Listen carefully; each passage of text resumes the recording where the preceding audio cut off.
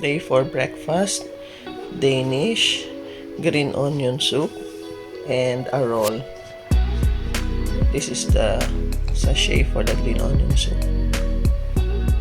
So, tatry po muna natin itong green onion soup habang maingay yung kapitbahay ko. Nagdadampo, kalikyat. Hindi ko kasi natulog kagabi. Hilik daw ako ng hilik. So, ano naman, just right yung flavor. Siguro medyo strong lang siya kasi hindi full yung aking cup ng hot water.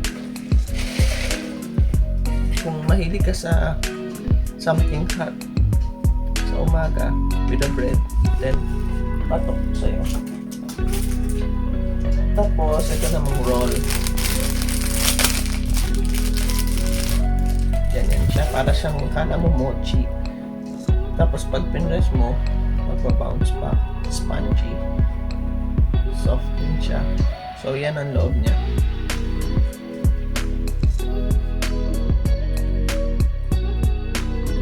May lasa siya. Slightly sweet.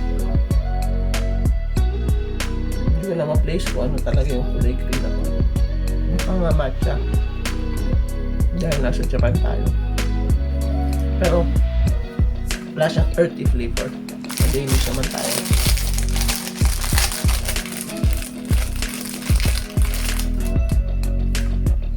Croissant siya. Na may red bean paste. Chocolate pala. Susunod yung kapitbahay ko ay pag-vlog ko. Mas accurate siya eh. Kasi nakain na niya.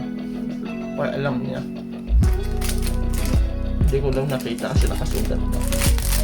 So yan yung breakfast na na-offer ng hotel.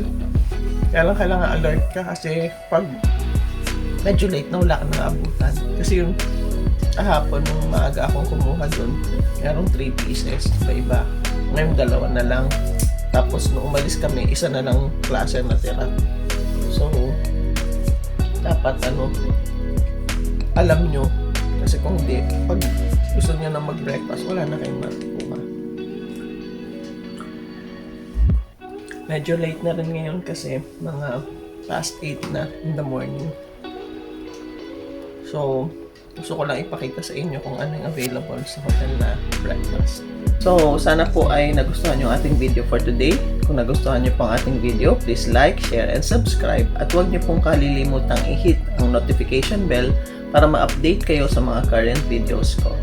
So hanggang sa susunod na video ko po, ito po si Lorraine reminding you that God loves you. Bye-bye!